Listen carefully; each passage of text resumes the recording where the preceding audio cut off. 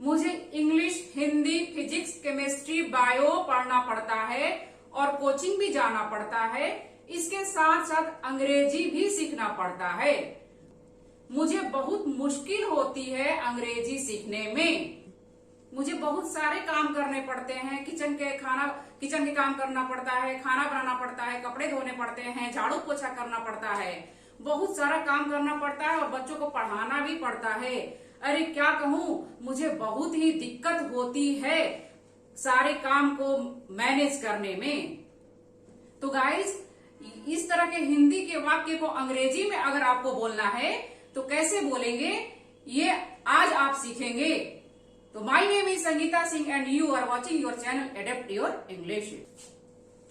आजकल मेरा हाथ तंग है, I am hard up these days. तो गाइस, आपको पहले से ही पता है कि किसी भी सेंटेंस में टू के बाद अगर कोई वर्ब आए, यानी खाने का, पीने का, सोने का, हंसने का, कोई भी एक्शन वर्ड आए, तो वहां पर आप क्या करेंगे, वर्ब का फर्स्ट फॉर्म लगाएंगे। ओके, जैसे GT number 1, I have explained already. तो गाइज, अभी तक आप नहीं देखे हैं तो प्लीज मेरे वीडियो को देखिए। जीटी के जो रूल है ग्रामर ट्रिक के, उसको देखिए आप एक बार और समझिए कि जीटी नंबर 1 क्या है, यानी कि टू।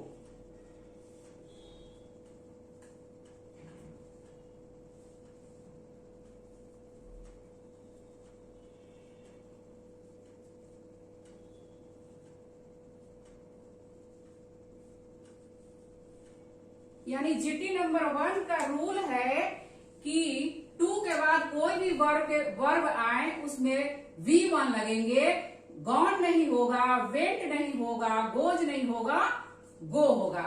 ओके, वर्ब का फर्स्ट फॉर्म लगाएंगे। जैसे do you find it difficult two plus V1, यानी कि ये आप किसी से क्वेश्चन पूछ रहे हैं कि क्या आपको मुश्किल होती है। अब इसमें आपको जो बोलना है, वर्ब लगाना है, क्या आपको मुश्किल होती है अंग्रेजी सीखने में, क्या आपको मुश्किल होती है अंग्रेजी बोलने में, क्या आपको मुश्किल होती है बाइक चलाने में, क्या आपको मुश्किल होती है इंटरव्यू देने में। इस तरह के जब आपको किसी से सवाल करना है तो इस तरह से सेंटेंस को आप बनाएंगे और पूछेंगे, do you find it difficult to drive a car, do you find it difficult to ride a bike, do you find difficult to speak English. इस तरह से आप सवाल को पूछेंगे। और यहां पर एक बार देखिए गाइस कि ये वर्ब का फर्स्ट फॉर्म यानी स्पीक इंग्लिश है। तो इसका आप आंसर जब देंगे तो क्या बोलेंगे, हाँ मुझे मुश्किल होती है अंग्रेजी बोलने में। Yes, I find it difficult to speak English. Yes, I find it difficult to ride a bike. Yes, I find it difficult to drive a car। इस तरह से आप जवाब देंगे।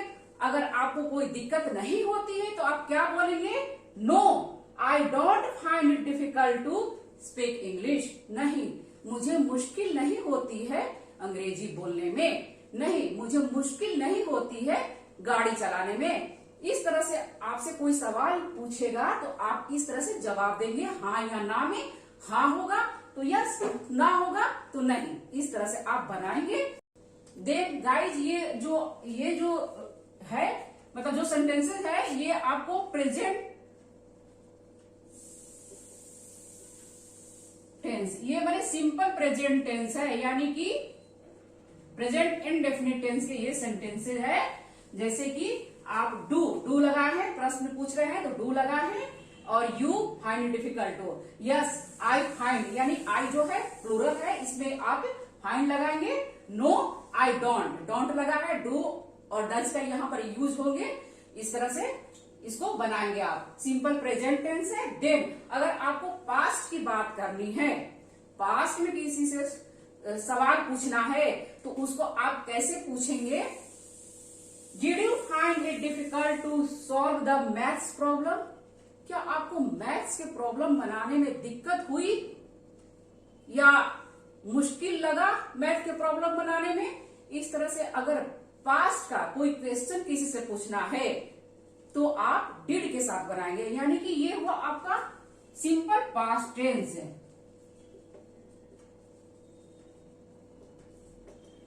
सिंपल पास्ट टेंस ये हुए, यानी डिड के साथ बनाएंगे आप। मुझे अंग्रेजी बोलना मुश्किल लगा, ये पास्ट की बात है, पास्ट की बातें हो रही है। I found it difficult to speak English, यानी कि फाइंड जो है फर्स्ट फॉर्म है और फाउंड जो है सेकेंड फॉर्म है। Okay guys, did you find it difficult to solve the maths problem, ये डिड लगा है, क्वेश्चन पूछा जा रहा है। क्या आपको गणित के प्रश्न हल करने में कठिनाई हुई या मुश्किल हुई?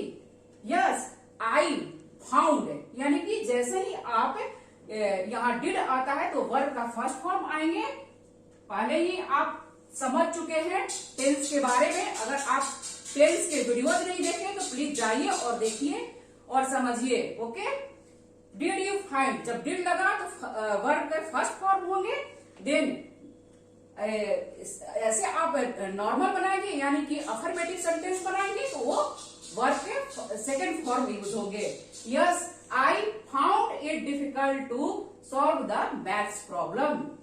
नो, आई डिडंट, यानी कि मुझे दिक्कत नहीं हुई थी, यानी कि पास्ट की बातें हो रही तो did not. I did not find it difficult to solve the maths problem. Again आपको देखिए डिड का यूज हुआ है तो वर्ब का फर्स्ट फॉर्म यूज होंगे। सिंपल पास्ट टेंस है ये। इस तरह से आप किसी से आपको सवाल पूछना है तो इस तरह से आप पूछेंगे और बताएंगे, जवाब इस तरह से देंगे। Let's practise with some sentences. क्या तुम्हें मुश्किल होती है अपने भावनाओं को व्यक्त करने में? Do you find it difficult to express your emotions? अब यहाँ देखिए, ध्यान दीजिएगा, डिफिकल्ट टू यानी कि वही जीटी का रूल चल रहा है। यहाँ पर वर्ब का फर्स्ट फॉर्म यूज हुआ है, express. Okay, your emotions. Okay, मुझे मुश्किल नहीं होती है अजनबियों से बात करने में। I don't find it difficult to strike a conversation with strangers. किसी से बातचीत की शुरुआत करना, strike a conversation with somebody. उसे अजनबियों से बात करने में मुश्किल होती है।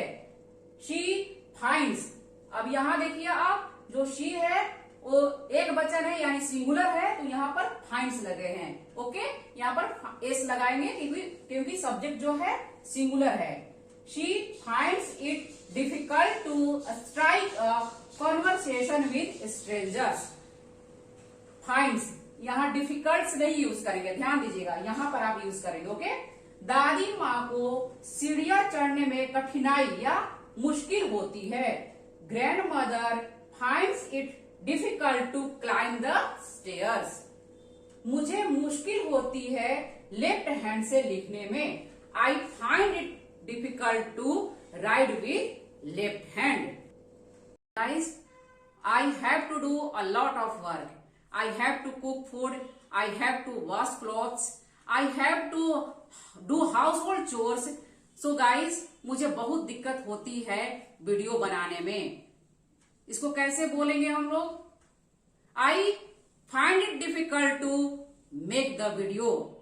इस तरह से मैं find it difficult to के साथ बनाई हूं। Guys, do you find it difficult to join a job? Do you find it difficult to crack the interview? आप अपना प्रॉब्लम को बताइए और कमेंट्स करिए गाइस कि आपको क्या क्या प्रॉब्लम को फेस करना पड़ता है। सो गाइस, अगर आपको वीडियो पसंद आए तो प्लीज लाइक, सब्सक्राइब, शेयर जरूर करिए, कमेंट्स जरूर करिए गाइस। ये फाइंड इट डिफिकल्ट टू के साथ आप जरूर कमेंट्स करिए गाइस। Thank you.